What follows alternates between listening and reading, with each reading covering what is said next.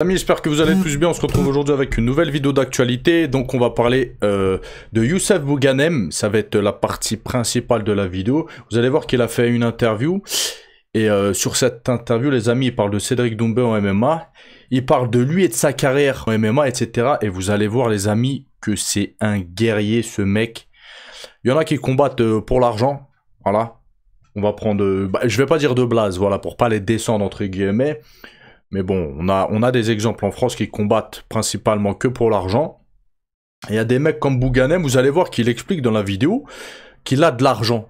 Aujourd'hui, il a plus besoin d'argent. Et il a plus besoin de combattre pour l'argent. Mais il a dit qu'il veut combattre et vous allez voir, il veut combattre jusqu'à quel âge? C'est ça qui est choquant. Et même s'il a plus besoin d'argent, il a dit je veux combattre même si j'ai plus besoin d'argent aujourd'hui parce que j'aime ça, parce que vous allez voir les gars ce qu'il raconte, c'est un truc de ouf. Bref. On va revenir un petit peu sur cette interview-là, on va voir quelques passages ensemble. On va parler de Jon Jones, on va parler de Thomas Spinal, de Khabib, d'Islam Makhachev, bref, on va faire un petit peu le tour des réseaux sociaux, les amis. On commence tout de suite, les amis, avec la pétition pour évincer Jon Jones, pour lui enlever sa ceinture, en fait. Donc elle a atteint 115 000, plus de 115 000 personnes, c'était hier, hein, il y a à peu près 20 heures, donc aujourd'hui elle a dû, je pense, dépasser ce nombre de signatures-là, et il semblerait que Thomas Spinal ait signé aussi la pétition pour que Jon Jones soit destitué. Donc est-ce que l'UFC va en prendre en compte cela, Dana White, etc. Je suppose que non. Voilà. Dana White utilise Jon Jones comme il utilise Conor McGregor, etc. dès qu'il le peut, parce que ça reste des gros noms, et il a envie de capitaliser un maximum. Parce que forcément, si Jon Jones n'est plus champion, si Jon Jones n'est plus à l'UFC, si Conor McGregor est plus à l'UFC officiellement, bah forcément, ça fera une perte pour l'UFC. En termes de renommée, etc. En fait, l'UFC va perdre des gros champions. Donc Dana White essaye de les garder un maximum. Vous voyez ce que je veux dire? Voilà, c'est ce que je pense. Après, peut-être que je me trompe. Donc on va voir, hein, la pétition suit son cours et les effets qu'elle va avoir. Maintenant, les amis, on va parler de Tony Ferguson, qui a expliqué qu'il aimerait affronter Khabib Nurmagomedov. Ça a pas de sens, surtout vu le fin de carrière qu'il a catastrophique, Tony Ferguson. C'est l'un des athlètes, je pense, qui a eu l'une des pires fins de carrière. L'une des pires fins de carrière. Fedor, il est resté sur plusieurs défaites, je pense, si mes souvenirs sont bons, avant de prendre sa retraite. Il y a eu plusieurs combattants, voilà, qui ont tardé et qui ont fait une mauvaise fin de carrière. Mais Tony Ferguson, je crois, ça a été l'un des athlètes qui a, encore une fois, eu la pire fin de carrière. Et je crois qu'il a même pas mis un terme à sa carrière. C'est catastrophique, je crois qu'il est sur une série de défaites, de 7 ou 8 défaites, ou je sais plus combien, les gars, c'est catastrophique. Il se fait déglinguer à chaque fois.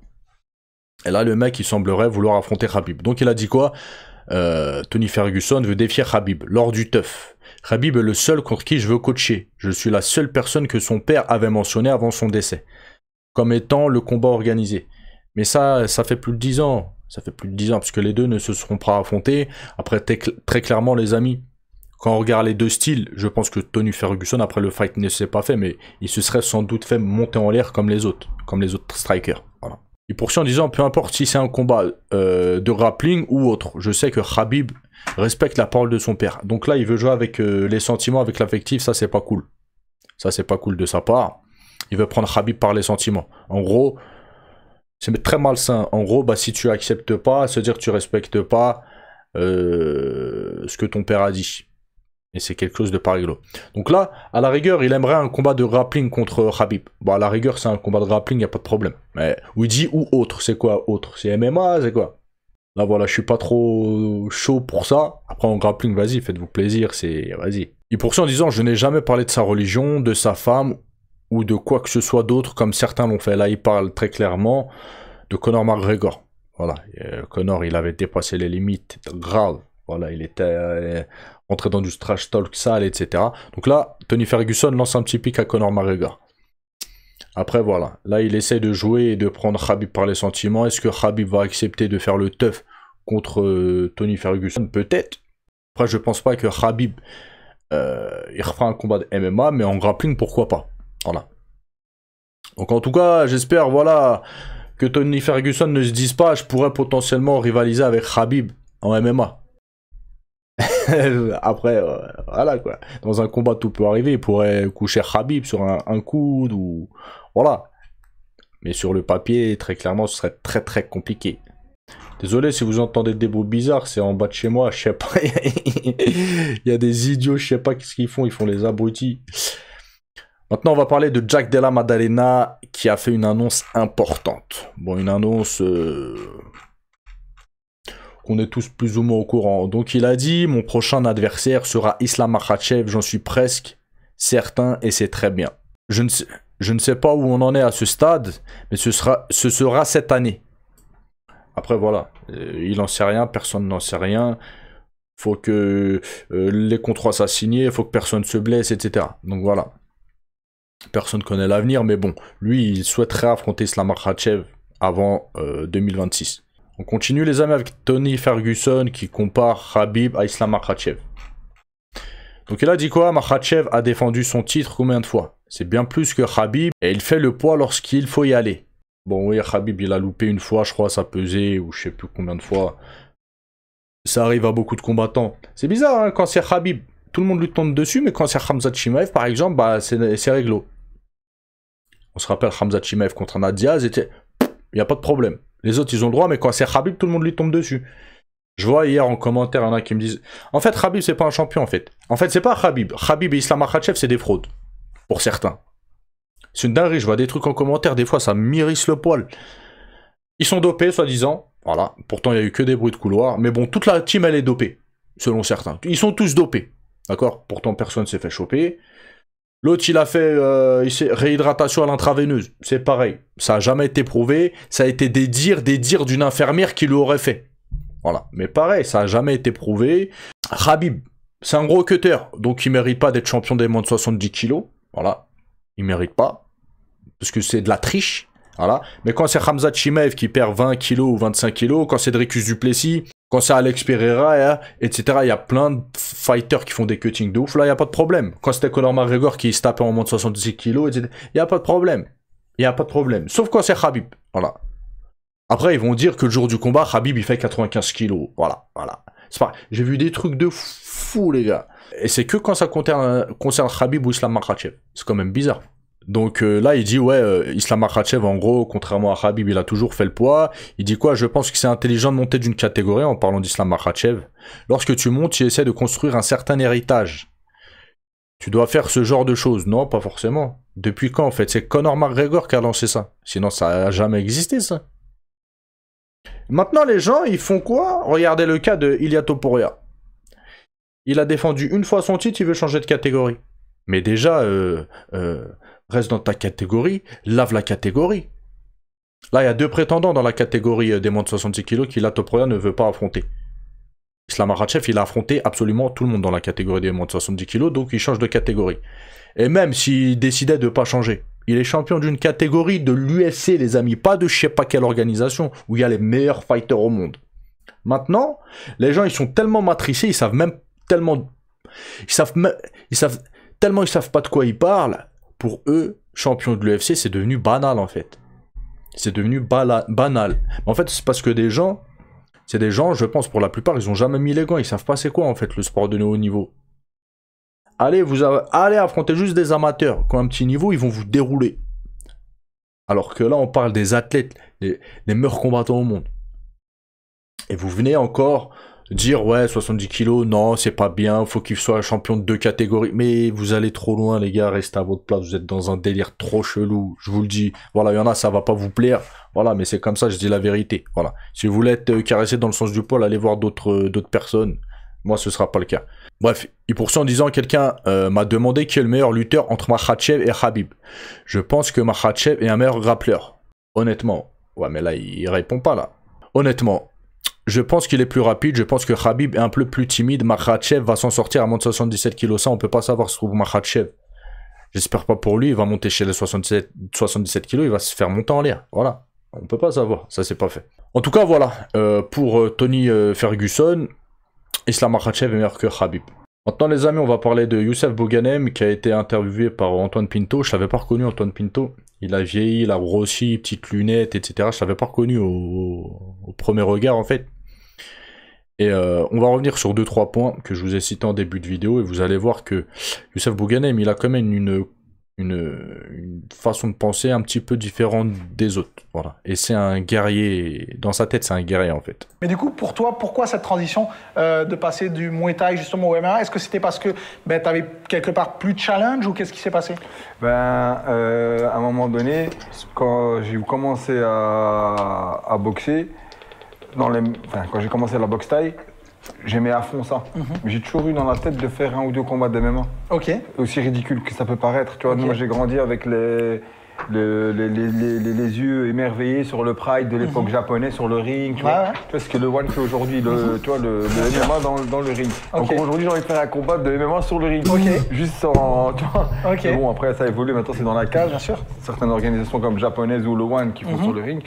Et je me suis laissé emporter dans cet amour pour la boxe thaï.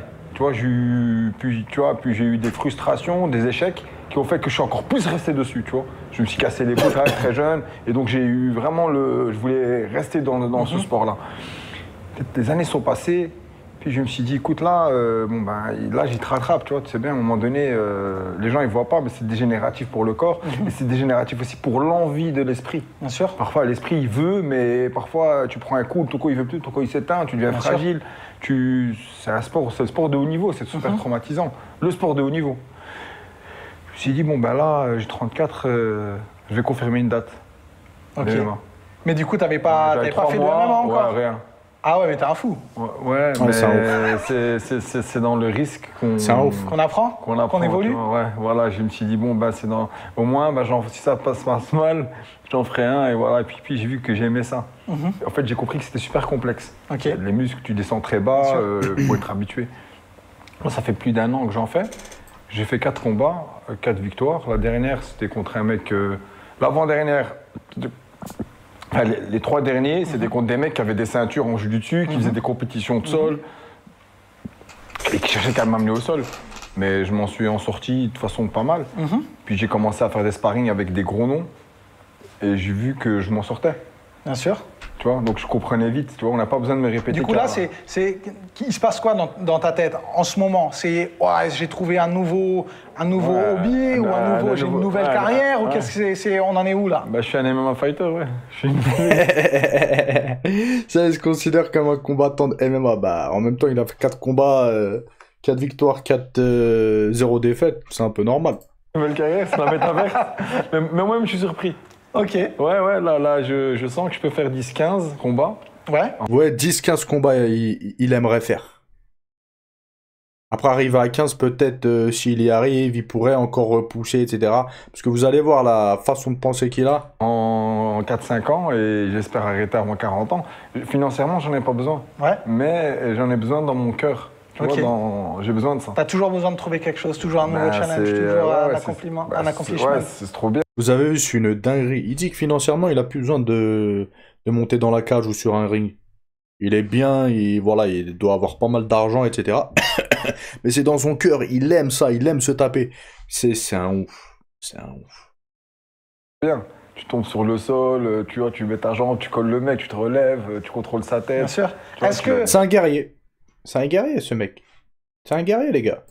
Est-ce que on parle du bon côté des choses, du fait que justement tu te réveilles tous les jours en disant vas-y, il faut que j'apprenne un nouveau truc, il y a ça et ça. Mais est-ce qu'il n'y a pas une frustration qui dit tu débutes pas en amateur, mais au sol, tu es un amateur par rapport aux autres, tu es un débutant. Est-ce qu'il n'y a pas cette frustration de dire en vrai, si en Muay Thai, Ouais, mais au sol, maintenant, je suis passé ceinture bleue. Ok. Ça y est, ça évolue. Ouais, mais dans ma tête, je suis toujours une ceinture blanche. Ok. Tu vois, ça va. C'est dans le sens, en fait, que comme j'ai une vraie base... Il est ceinture bleue, les gars. En boxe thaï. Ouais. Donc, dès que je vais en pure lutte, en gréco-romaine, je m'en sors. Je galère un peu en freestyle. Et encore, même en freestyle, je fais beaucoup de défense. Donc, j'attaque pas beaucoup. Donc, j'ai développé un jeu spécial. J'ai développé un nouveau style et ça me passionne. Tu sais, cette année, je me suis retrouvé parfois à faire 3-4 entraînements par jour. Waouh. Je fais 1h30 de lutte. Je me repose 2-3 heures, je fais 1 heure de boxe anglaise, je me repose 1 heure ou 2. Complètement différent de ce que tu faisais avant. C'est pas la même chose. Alors qu'avant, je faisais du volume, je faisais de la boxe thaï à en mourir. Je faisais de la boxe taille, allez, je faisais 2h30 le matin, tu connais, on était des fous. Dans la routine. Et le soir, on était là avec des 500 coups de genou au sac. On faisait beaucoup trop de déchets dans le muscle pour qu'on puisse faire plusieurs sessions par jour. En fait, je les ai un peu plus séparés et je vais faire une session de lutte, puis après, juste 1 heure ou 2 heures après, je vais faire un truc technique de grappling, tu vois, de grappling pour les MMA. Comment ça a été cette transition mentalement? Est-ce que maladif au début. Quand je tombais, je me sentais baisé. Quand tu es en boxe, tu te trouves pareil, je dis au dos. Puis en fait, j'ai une configuration mentale. Je me suis dit, quand je tombe, ça continue. Ouais. Genre, c'est pas fini. Alors que pendant la chute, parfois, je me replace, je prends l'underhook, je me dis sur le côté, tu vois, je mets sa jambe là, tu vois, je le colle, je colle ma tête contre lui, tu vois. Développer des nouvelles techniques. J'ai arrivé des nouveaux mouvements. C'est comme un jeu vidéo, tu vois, tu rajoutes des nouveaux bonus. C'est passionnant, c'est prenant.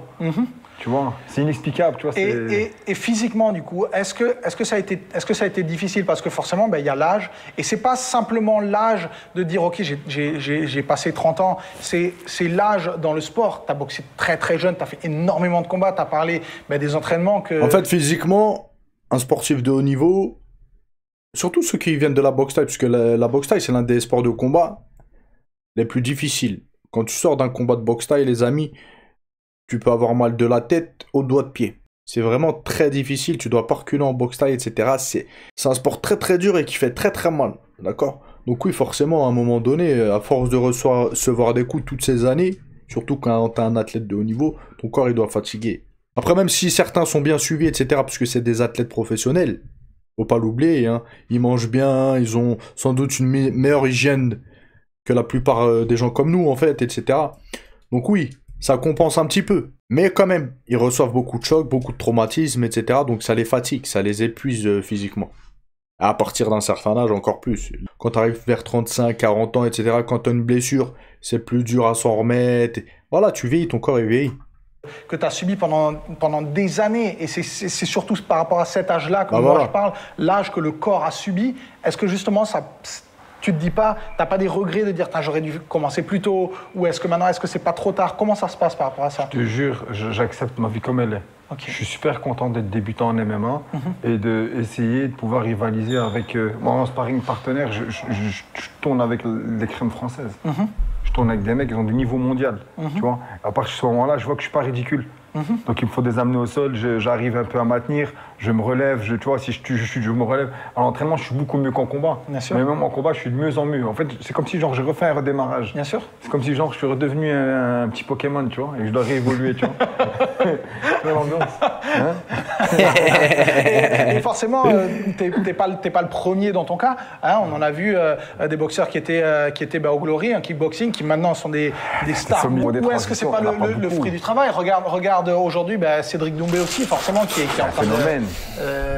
Ouais, mais tu parles de phénomène, comme si toi, t'étais un boxeur lambda. Il a un niveau de fou. Oh, mais toi, t'es aussi un phénomène. Toi aussi, t'étais un grand boxeur. Dans la boxe, ça t'empêche pas de juger des boxeurs. C'est ça l'humilité, tu vois. Il faut reconnaître les autres aussi. Bien sûr. Du coup, par rapport à Cédric... T'inquiète pas, j'aime ton style, hein, je rigolais. Hein. Tu fais les flattés depuis tout à l'heure. Du coup, par rapport, justement, je vais parler un peu de Cédric, aussi un ami, qui est un ami, on a eu de très très bonnes relations avec Cédric. Ouais. Et toi, justement, est-ce que c'est pas... J'ai pas envie de dire un exemple, parce que c'est pas une bonne comparaison, mais est-ce que c'est pas justement un chemin que tu dis, lui, il a fait, moi aussi, est-ce que je pourrais aller dans cette... Lui, il a été malin. Lui, il a commencé déjà à 5-6 ans. Il n'est pas à sa première année ou deuxième année de sol. Moi, je me considère comme super en retard dans certains domaines. Tu comprends? Donc, qu'est-ce que je fais? Moi, je passe mon temps à aller dans des positions inconfortables. Ok. Tu vois, les mecs, je demande à des ceintures noires de m'étrangler pour, tu vois. Si j'arrive à m'en sortir avec un ceinture noire, tu vois. Après ça, j'ai envie de dire, je suis en retard. C'est une mentalité aussi... une mentalité de champion dans les entraînements où un champion va vouloir toujours se mettre dans les plus horribles positions possibles pour essayer de s'améliorer, alors qu'un boxeur peut-être avec un peu moins de niveau et peut-être pas avec ce mindset de champion va préférer rester dans sa zone de confort pendant les entraînements et se dire ok, j'évolue là-dedans. Je déteste rester dans la zone de confort. Déjà en boxe taille, j'aimais pas. C'est pour ça que j'avais pas un style super beau, mais j'avais un style super physique. Mais en MMA, j'aime bien. En fait, ce qui est vraiment, vraiment fatigant, c'est la phase de lutte, puis ensuite striker. Ça, quand les mecs, ils pèsent sur toi et tout le bazar, parce que tu as la cage. Bien sûr. C'est pas le même combat que sur les Exactement. rings des MMA. Exactement, complètement différent. D'ailleurs, c'est pas la même chose. Tu vois, et même quand tu tombes sur un ring, tu te relèves plus difficilement déjà. Tu remarqueras que les mecs sur le ring, ils se relèvent plus difficilement. Bien sûr. Il n'y a pas l'appui de la cage, il n'y a pas la technique complètement différente. Où tu mets ta fesse contre la cage, où tu te relever, tu vois. Exactement. C'est pas la même chose, tu vois, c'est pas la même. Donc c'est un autre univers. Et la configuration qui me plaît le plus, c'est qu'en fait, j'avance vers quelque chose que je connais pas. Ok. Et j'aime bien cette prise de risque. Pour en revenir. Je t'interromps, je m'en fous de taper. Parce que j'apprends des nouvelles choses, tu vois. Alors qu'un autre mec, c'est vrai qu'il dirait non, il n'a pas envie de taper. Exactement. Voilà. Exactement. Ben justement, ça fait plusieurs fois que tu parles du One et on en a parlé un petit peu tout à l'heure. Le Muay Thai, forcément, je le sais, tu nous l'as dit, ça te manque aussi. Et je sais que ça fait plusieurs fois, on en parle déjà, où tu me dis, peut-être, je referais bien un combat ou quoi. Est-ce que c'est toujours d'actualité? Est-ce que tu te dis toujours, ah, pourquoi pas? Ouais, comme ça, je meurs tranquille. Un ou deux combats contre un mec de bon niveau, tu vois. Donc là, vous allez voir qu'il est même choix à combattre au One Championship. C'est un ouf. T'as pas besoin de ça, tu devrais déjà être tranquille. Non, je suis tranquille, mais ce serait peut-être le combat de trop, mais j'aime bien la prise de risque. Je me considère quand même comme assez frais. Et je suis. Est-ce qu'une organisation comme le One, ce serait quelque chose qui t'intéresse? Avec les gants d'MMA, ce serait de la boxe Thai One. Oui, exactement. C'est plus la même chose. Un sport différent. Mais j'ai envie de dire. Très beau sport. Hein. Vu le fait que toi admiratif, maintenant. De ces combats-là. Hein. C'était pas. Donc ça veut dire que c'était pas un point négatif. Ils font des combats de ouf, vraiment. Que tu en disant avec des petits gants. Mais justement, j'allais dire ça, vu que toi aussi tu as fait ta transition MMA, tu as déjà l'habitude de boxer avec des gants, avec des 4 hommes, des gants de MMA. Est-ce que pour toi ça serait quelque chose que tu envisages ou est-ce que le One et les MMA, c'est pas fighter en MMA avec des gants de MMA et fighter en Muay Thai au One, c'est pas la même chose. Complètement différent. Il y a une pression différente, il y a un pointage différent. C'est une boxe Thai différente. Bien sûr. Un low kick, c'est un low kick. En boxe Thai traditionnelle, un low kick, ça vaut pas un middle, ça vaut pas un coup de genou. Bien sûr. Un coup de poing, c'est un coup de poing. C'est un dégât comme une jambe. Et dans la boxe traditionnelle, celle qu'on a connue, le middle, il battra jamais le coup de poing. Bien sûr. Tu vois, même si le mec il en prend plein pot et que l'autre il envoie un middle, c'est toujours le mec middle qui a l'avantage. Bon, les mecs, c'est le nouveau monde, c'est de nouvelles règles, c'est excitant. Et du coup, et ça vaut la peine de le faire. Donc ta réponse c'est oui, peut-être? Oui, c'est oui, bien sûr, oui. Bien sûr, Ah, vous savez quoi? Il pourrait potentiellement combattre au One, hein, parce que ça, c'est deux champions là, les mecs. Youssef Bouganem et Antoine Pinto. Antoine Pinto, extrêmement connu, son frère et les frères Pinto en Thaïlande, les gars. Gros champion, etc. Donc là, peut-être cette interview, elle va aller... Il y a des gérants du One, ils vont entendre ça, ils vont dire quoi? Youssef Bouganem, mon chien champion de boxe Thai, machin. Ils vont lui mettre un ou deux combats au One. C'est très probable. Et franchement, j'aimerais bien voir pour le coup Youssef Bouganem au One. Franchement, ça pourrait être intéressant. Parce que le niveau du One, les amis, en striking, il n'y a pas meilleur que là-bas. Ne me parlez pas du UFC ou je sais pas quoi, les meilleurs strikers au monde, ils sont au One. C'est du caviar ce qu'ils font, il y a des combats de malades. Après, j'ai du mal à suivre avec le MMA, etc. Mais de temps en temps, je regarde des fights, c'est magnifique, c'est magnifique. Mais du coup, dès lors que toi tu dis ça, et je pense que la plupart du public pensera comme moi, ça serait quelle optique? Est-ce que pour toi, faire un combat au One, c'est de te dire, ok, je fais un fight pour dire, ça y est, j'ai fini avec la boxe Thai, ou alors c'est, vas-y, je rentre dans cette organisation, je veux être champion? Non, c'est un combat highlight. Ok. Il faut appeler un chat un chat. Ah non, on va pas, tu vois, Ah non, les mecs qui sont redoutables et redoutés. C'est la plus grosse organisation mondiale. Youssef, on va dire, c'est la nouvelle génération, il se fait vieux, il a plus 20 ans, 25 ans, les amis. Là, ceux qui sont au One, là, actuellement, les jeunes là, mais ils sont trop forts, les gars, trop forts. Sans parler de la concurrence, ils en ont pratiquement pas. Ils ont créé une règle qui est à part. Ils ont créé une excitation, une atmosphère qui est à part. Tu vois. Et ça vaut la peine d'essayer, tu vois. Contre qui est-ce qu'on verrait Youssef dans cette organisation? Je sais pas. Bah non, forcément. Maintenant, j'ai aucune prétention. Je regarde, hein. Je réfléchis aussi comment préparer, parce qu'ils me demandent des boxeurs du One dans mon camp, que j'ai ouvert un camp là depuis 3 mois. Pendant des années, j'ai servi à un autre camp. C'était au nom de, voilà, c'est que j'ai investi moi, mais c'était au nom, je me suis trompé dans les papiers, donc on me l'a pris.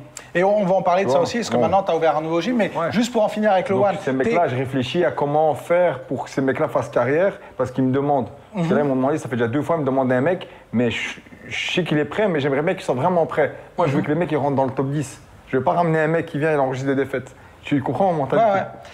Du coup, pour en finir... Moi, aujourd'hui, pour rentrer dans le top au One, il faudrait déjà que je fasse un combat d'entrée. Ok. Tu vois, je peux faire le classement. Là, je te dis comme ça, avec l'humilité, je t'ai dit non, mais oui, je peux. Bien sûr, tu peux.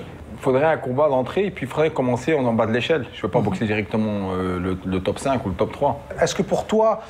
Ça fait des années que je ne peux pas boxer en boxe thaï. Bien sûr, mais est-ce que pour toi, tu penses, au jour d'aujourd'hui, après peut-être 1 ou 2 combats d'entrée, est-ce que un Tawanchai ou un Shadow, ce serait des mecs que tu peux boxer? Est-ce que tu boxes aussi dans cette catégorie? Oui, je peux boxer contre eux, bien sûr. Oui, je pense que je ne serais pas ridicule. Bien sûr que non. Très loin. C'est des athlètes que je connais pas. Je vais pas faire le mytho, je les connais pas du tout. Peut-être de vue, je vais les voir, je vais dire ah ouais, mais là de nom, non, ça me dit rien. Forcément, je sais pas si je vais gagner, mais je serais pas ridicule. Et je suis sûr que ça tombera pas dans les oreilles de sourds et on verra peut-être. C'est d'utilité sportive, tu vois, que je boxe contre des mecs qui ont des renommées. Et du coup, je pense un combat que les gens auraient voulu voir aussi, ça aurait été la revanche entre Youssef et Boubacar. Est-ce que c'est un combat que tu aurais aimé faire? Parce que le RWS m'ont demandé plusieurs fois. C'est ça. Sauf que ça a bugué. T'es au courant? Ça a bugué sur le poids. Ouais. Et ça a bugué sur les règles. Ok. J'aurais voulu faire ça en boxe thaï. Ouais, toi, tu aurais voulu en boxe thaï et lui, il aurait voulu en kickboxing apparemment, c'est ça? Oui, mais il est super fort en boxe thaï. Bien sûr. Bah ouais, il a fait à la fin de sa femme. C'est un représentant de la boxe thaï. Bien sûr. C'est un ambassadeur. Bien sûr. C'est une grande figure pour qui j'ai beaucoup de respect. Moi, j'ai aucune haine quand je boxe avec les mecs. Attendez, il parle de Boubacar là? Boubacar, c'est ça? Tu vois. Bien sûr. Juste que moi, ça m'aide à m'affranchir. Comment ça, Boubacar en kickboxing? J'ai pas compris là. Ça m'aide à grandir à l'intérieur de moi. C'est pour ça que je vais à 100% dans un combat. Je le fais pas pour lui, je le fais pour moi quand je fais ce combat à 100%. Donc boxer contre lui, ce serait bien. Et j'espère que un jour, et quand je dis un jour, c'est pas dans 10 ans, que... Mais il pourra plus dans 10 ans. Bah ouais, c'est pour ça. Toi aussi. Ouais, moi aussi. Tu aussi. Du coup, les prochains mois, les prochaines semaines, oui. Tu viens d'en parler, justement, tu as ouvert un nouveau gym ici. Les amis, c'est tout pour aujourd'hui. Je vais vous mettre le lien de l'interview en entière en description. Elle dure plus de 50 minutes, d'accord? Donc là, on a regardé une dizaine de minutes, même pas. Ouais, 10 minutes, on va dire. Donc je vais vous mettre le lien en description. Allez voir pour ceux qui sont intéressés. Bref, n'oubliez pas de lâcher un petit like, c'est gratuit. Abonnez-vous, activez la cloche pour ne louper aucune actualité. Je vous dis à la prochaine vidéo. Passez une bonne journée. Ciao, ciao.